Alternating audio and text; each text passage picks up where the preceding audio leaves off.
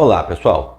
Continuando o nosso estudo sobre funções do segundo grau, a gente vai ter agora um olhar mais uma vez um pouco diferente sobre a função no segundo grau para a resolução de problemas de máximos e mínimos.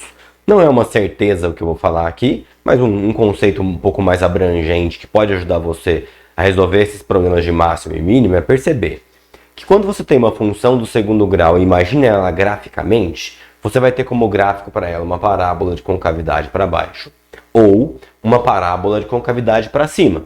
Isso é um conceito já pré-estabelecido que nós já estudamos aqui no passado. Vejam que todas as vezes que você tiver uma parábola de concavidade para baixo, o vértice dessa parábola, de maneira irrestrita, quando eu olhar para a função como um todo, sem restrições, o vértice dessa parábola representa para a gente, naquele problema, um ponto de máximo. É com certeza o valor maior que essa função aqui vai ter quando o seu domínio for observado de forma irrestrita. E a mesma coisa acontece quando você tem uma parábola de concavidade para cima. Se a concavidade para cima, vejam o vértice da parábola, ele vai representar para aquela sua função do segundo grau um ponto de mínimo. Eu não estou dizendo com isso, cuidado, tá?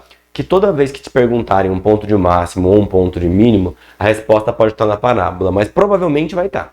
Desculpa, no vértice da parábola, mas provavelmente vai estar. Porque eu já vi situações, por exemplo, de pegadinha, em que se perguntava qual que era o máximo de uma determinada função, e quando você ia atrás do vértice ali, você achava que o vértice acontecia para x igual a 2, só que a função só existia do x do 3 para frente, então você teria que fazer um outro tipo de análise. Mas se o vértice estiver incluído no domínio daquela situação, problema que você tem, numa parábola de concavidade para cima, o vértice vai ser o ponto de máximo. Numa parábola, tá difícil hoje. Numa parábola de concavidade para baixo, o vértice vai ser o ponto de máximo. E numa parábola de concavidade para cima, o vértice vai ser o ponto de mínimo. E com isso, a gente consegue resolver um tipo de problema que eu acho bem bacana, mas que os estudantes costumam ter desespero quando olham esse tipo de problema porque a função não vem formada. É você quem tem que formular a função. Só que depois que você formula, ela não fica complicada. Vejam só comigo, olha o que eu tenho aqui, ó. Imagina uma situação que eu vou descrever no enunciado. É óbvio que o enunciado seria mais bem descrito que isso. Mas aqui, como é só um teste e eu estou falando, dá para a gente acompanhar. Você está gerindo ali uma empresa de ônibus, e evidentemente ela vende para os seus passageiros passagens de ônibus. É um ônibus entre duas cidades, tá bom? Então custa R$40 a passagem individual. Só que existem outras empresas concorrentes que fazem o mesmo trajeto com valores um pouco maior, oferecendo um serviço melhor, um pouco menor, oferecendo um serviço pior, enfim, uma questão capitalista mesmo. Então você tem ali uma empresa de ônibus que vende passagens a R$40 e, em média, ela coloca 20 passageiros dentro do ônibus, vendendo passagens a R$40. É de se esperar que, se você aumentar o valor dessa passagem, você vai começar a ter menos passageiros. E se você baixar o valor da passagem, é de se esperar que você tenha mais passageiros. E aqui que fica o legal da questão. Nesse enunciado eu inventei que a cada R$1 de desconto que você dá no valor da passagem, você ganha mais 5 passageiros em média. Tá claro o que acontece na situação? Não precisa formar a função ainda, mas ó, ele costuma cobrar R$40 e põe 20 passageiros. Veja que ele arrecada aqui, ó, R$800 em uma viagem com esse ônibus. Aí, de repente, o pessoal fez ali um estudo e falou assim, pô, eu tô notando aqui que cada R$1 de desconto que eu dou aqui, eu consigo colocar 5 passageiros a mais dentro do meu ônibus. Será que a melhor situação, de fato, é cobrar 40 para ficar com 20 passageiros? Ou será que existia algum valor intermediário aqui menor do que 40 para eu cobrar? De modo que, ganhando passageiros a mais, vale a pena eu fazer essa troca? Vamos descobrir? Se eu for tentar descobrir aqui uma função que me dá a arrecadação, vou chamar de A, de cada viagem desse ônibus, vocês concordam que a ideia da arrecadação é a quantidade de passageiros, vou abreviar, tá? Vezes o valor da passagem. Passagem. É isso, ó. Se você pegar a quantidade de passageiros vezes, supondo que eles pagam o mesmo valor, o valor que cada um pagou, isso vai dar arrecadação. A arrecadação mais simples que a gente pode imaginar aqui é 20 vezes 40. 20 passageiros, cada um pagando 40, dá 800. Só que nós percebemos aqui, ó, o seguinte, vou até manter os parênteses que eles vão ser importantes. nós percebemos que a quantidade de passageiros tem o 20 como base e o valor tem o 40 como base. Já vou deixar eles aqui na minha função. Nós sabemos que a cada R$1 de desconto que eu dou aqui, no segundo parênteses, esse valor aqui, ó, vai aumentando em 5 passageiros. Ou seja, se eu der R$1 de desconto, eu vou ter 5 passageiros a mais. Se eu der R$2 de desconto, eu vou ter 10 passageiros a mais. Se eu der R$3 de desconto, eu vou ter 15 passageiros a mais. E assim vai seguindo. E eu nem pus limite aqui, tá? Vamos supor que esse ônibus vai lá para em 40 passageiros, mas eu nem cheguei a pôr limite aqui. O que eu quero descobrir aqui, na verdade? Eu quero descobrir qual que é a situação ótima. Qual é a situação que me faz, qual é o valor de passagem que eu coloco, que me faz provavelmente ter a arrecadação máxima. Então eu tenho que conseguir estimar isso aqui em forma de função. Aí um erro muito comum que eu vejo a pessoa fazer aqui é vir aqui colocar aqui menos 1 e aqui mais 5. O que está correto para uma única situação, para o caso do desconto de R$1. Só que você não fez o caso do desconto de R$2, nem o de 3, nem o de 4, nem os descontos quebrados, porque pode ser que valha. Né? Não está nada dizendo aqui que você não pode dar um desconto de R$1,50, por exemplo. Talvez seja essa a resposta do seu problema. Não estou nem dizendo que é, porque no caso você teria 7 pessoas e meia, mas nada te garante que a resposta vai ser um desconto de 1, ou 2, ou 3, ou 4, ou 5, o valor inteiro. Tudo bem? O que a gente teria que pensar aqui? A gente teria que montar a função que me dá essa arrecadação. E ao invés de colocar menos 1 e mais 5 aqui, eu tenho que imaginar que esse menos 1, que eu estou colocando do lado de lá de maneira errada, ele é variável. Ele não precisa ser menos 1, ele pode ser menos qualquer valor. Então eu não vou colocar menos 1, eu vou colocar menos x. Agora veja, a proporção que eu tenho de desconto que eu dou na passagem para o total de passageiros é que cada R$1 de desconto que eu dou aqui eu aumento mais 5 passageiros. Ou seja, o valor que você vai colocar aqui somando tem que ser 5 vezes maior do que o valor que você colocou aqui subtraindo. E o 1 e o 5 é o melhor jeito de você ver isso, né? Porque veja só, se aqui fosse menos 1, aqui seria mais 5. Tá claro no enunciado. Faz mais uma. Se aqui fosse menos 2, aqui seria mais 10. É ou não? Se você olhar para os valores inteiros, você consegue perceber qual que é a lógica. E a lógica é, o desconto que você quiser dar aqui, a princípio é válido, desde que aqui você aumente 5 vezes o desconto que você deu aqui, ou seja, mais 5x. Veja, se o x for 1 vai bater, se o x for 2 vai dar certo também, e assim por diante. Na hora que você fizer distributiva aqui, eu já vou rapidinho para a resposta. Ó. Se você fizer distributiva, você vai ter, faz com calma aí, mas vai dar essa função, ó, menos 5x². Aí a parte do x, ó, você vai ter aqui 200x com menos 20x vai dar mais 180x. E o termo independente seria mais 800. Essa seria a sua arrecadação. Com certeza o que dosa a sua arrecadação nessa função aí é essa função. Vejam, se você não mexer no preço da passagem, mantiver a passagem como está, você vai ter 40 com 20, arrecada 800, não é? Veja só, se o seu desconto for 0, vai zerar aqui, vai dar 800. Bate na função certinha. Aí com base nessa função montada, eu poderia perguntar qualquer coisa. O que eu quero perguntar na verdade é o seguinte: quanto que eu deveria vender a passagem para chegar na arrecadação máxima? Pô, se você imaginar essa função do segundo grau aqui, ela com certeza é uma função do segundo grau de concavidade para baixo. O vértice dessa função do segundo grau está aqui, ó.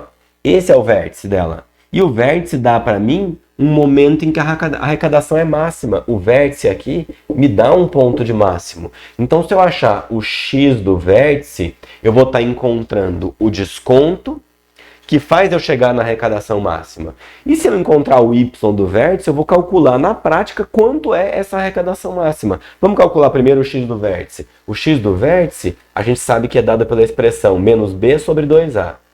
Menos b aqui vai dar menos 180. 2a vai dar menos 10. E menos 180 por menos 10 vai dar 18. Olha só o que a gente descobriu. A melhor situação que eu posso ter para esse problema seria não vender a passagem a R$40 e sim dar um desconto, ó, o x de R$18. Quanto seria a passagem? R$22. Se eu desse um desconto de R$18 que fizesse a passagem cair para R$22, eu chegaria aqui no meu ponto de máximo, na minha arrecadação máxima. E é o que eu estou querendo resolver para esse tipo de problema.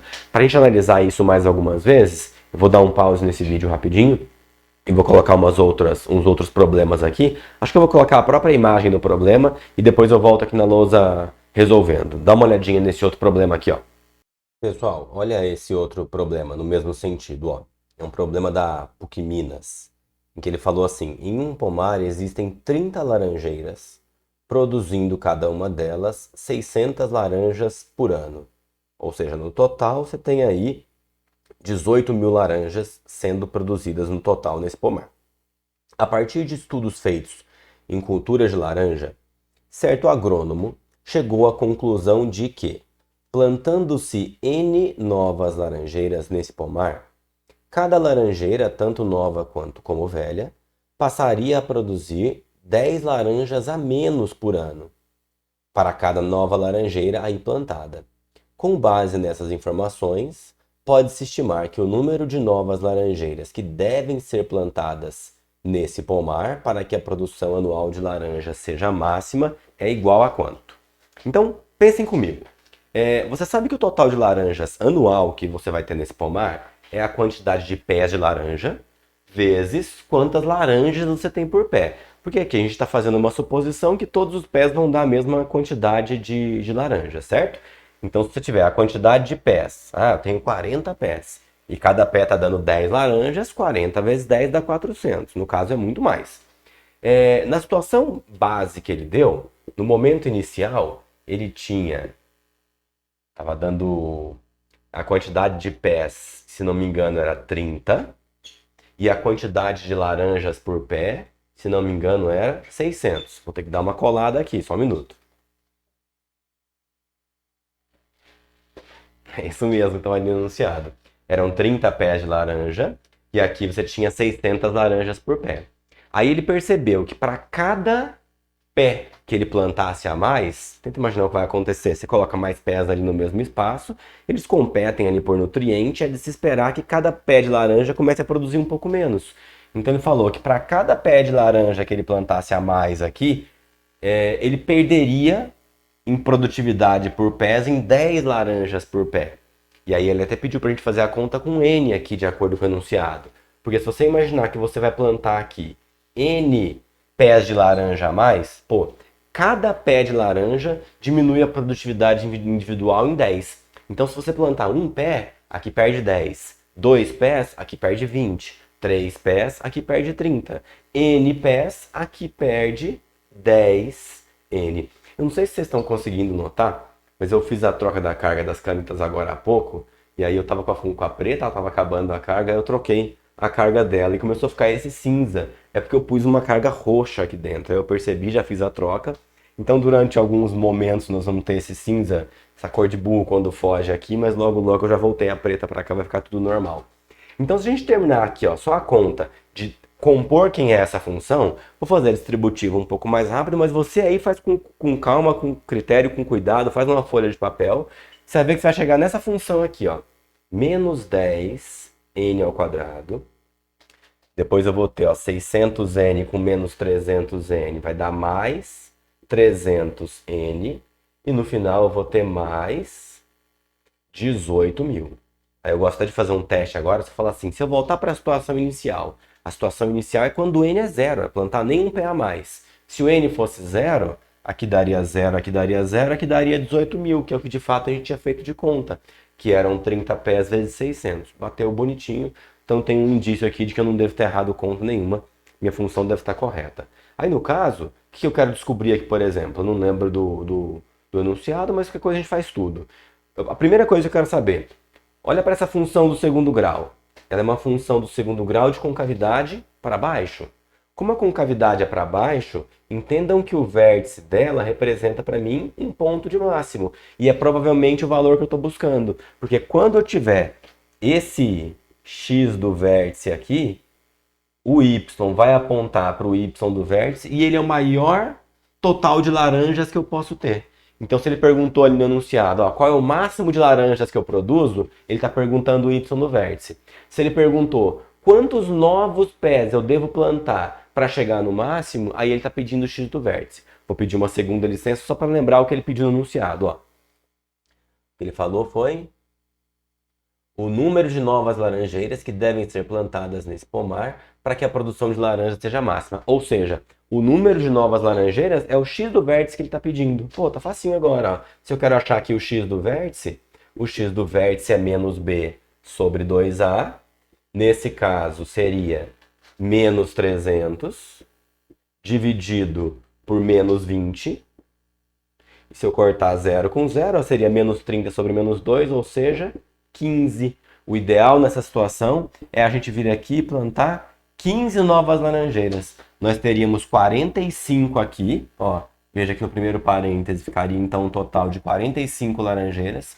Aqui você teria uma perda de eficiência de 10 vezes 15, 150, daria 450. E o resultado dessa multiplicação, que nem me interessa fazer aqui por enquanto, vai ter o total de laranjas que nós teremos ao final do ano. Tudo bem?